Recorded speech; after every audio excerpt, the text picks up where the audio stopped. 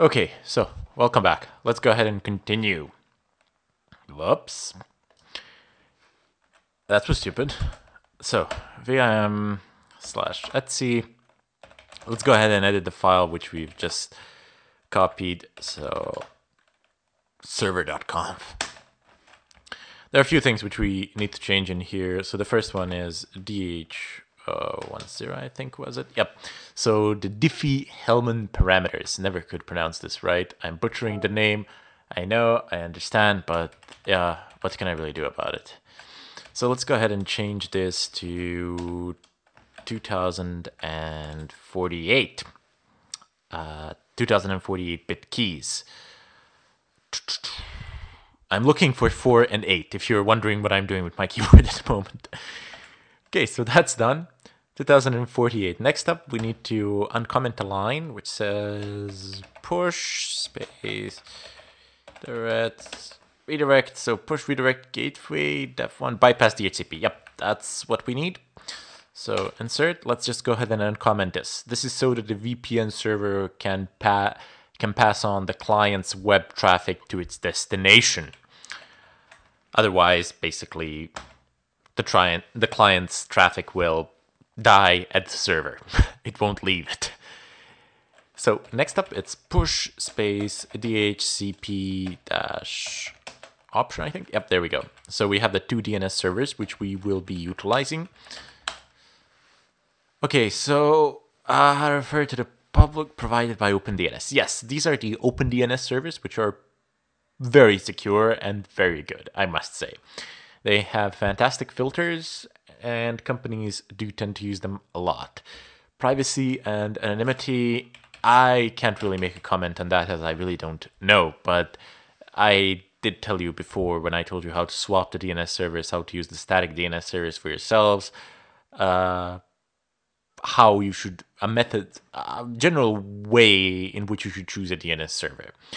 Anyway, now that we have uncommented these two great lines, let's go ahead, right quit, exit, and we shall echo 1 to the beautiful proc.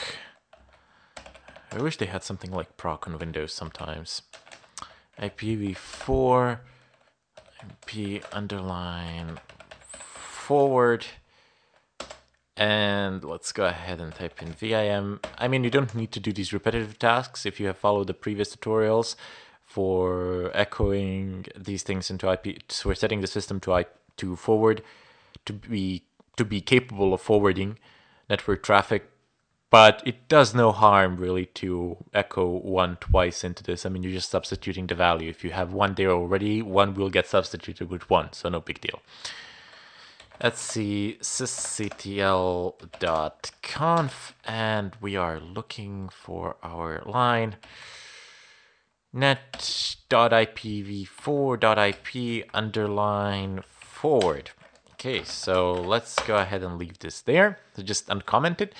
That's all you really needed to do there. Nothing more. The firewall is configured. This is done. The proxy is installed. And let me just go ahead and check one more thing. I'm not sure if I actually done this in the previous tutorial, now that I come to think of it. Forward policy accept. So make sure the default forward policy is set to accept. I forgot this from the previous tutorial, I wasn't sure. Anyway, let's go ahead and deal with the certificates. So we will need to do this. So let's go ahead and copy over the EasyArsa generation scripts. They are on our system. USR share EasyArsa keys. Yes. No. Just EasyArsa and then Etsy open VPN. That should do it. The sound that you just heard was not a confirmation that something was copied. The sound that you just heard was the system telling me, Ermin, my dear Ermin, you have a billion updates waiting for you. Why, oh why, can you not just update me? Anyway, let's go ahead and continue.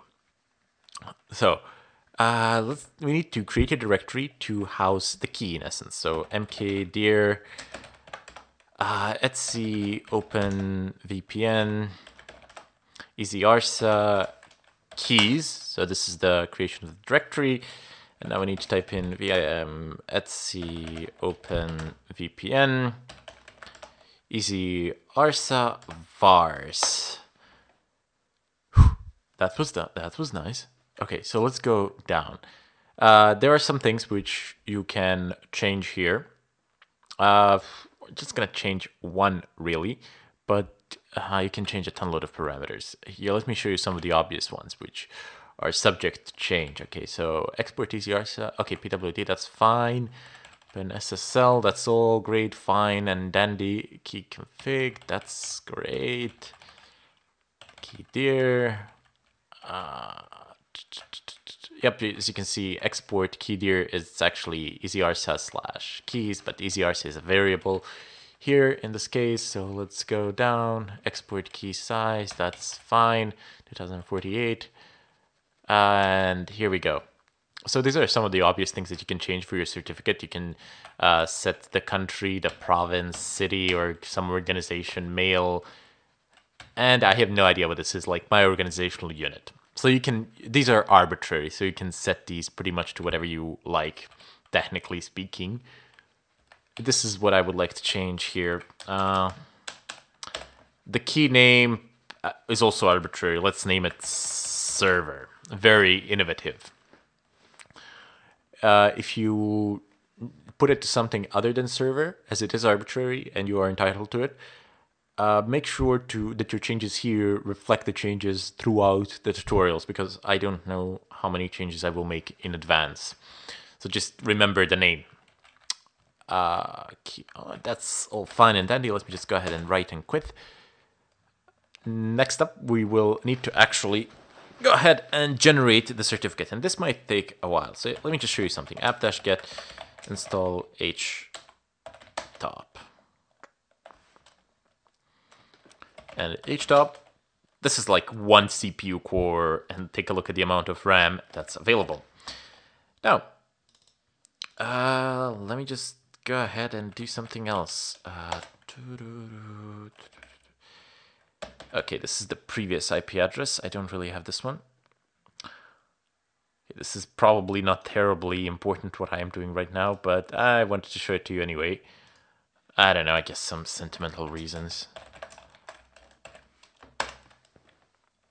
Okay, there we go. So I'm connected again to the same server, just via a different terminal. You can have multiple SSH connections coming in from the same place, so that's fine. The CPU usage basically is practically idle at the moment, and memory, it's like 52 megabytes out of 400 out of the entire 494. But now I need to generate the certificate. So if I type in open, of course, this part here, this is not something that you need to do. This is just something that I'm doing as a demo. Open SSL, it has nothing to do with OpenVPN. So this part does, though. We need to generate the certificate. DH param-out /etc open VPN DH 2048 dot pem and 2048. Whew. Okay, so it's working. And okay, there we go. There we go. So the CPU core is basically maxed out. The CPU core is, I believe, 1.8 gigahertz. It's Intel Xeon. It's not going to take like forever, but it certainly will take a good amount of time. Maybe a couple of minutes, and that's it. So when it's done, I'll come back in the follow-up tutorial.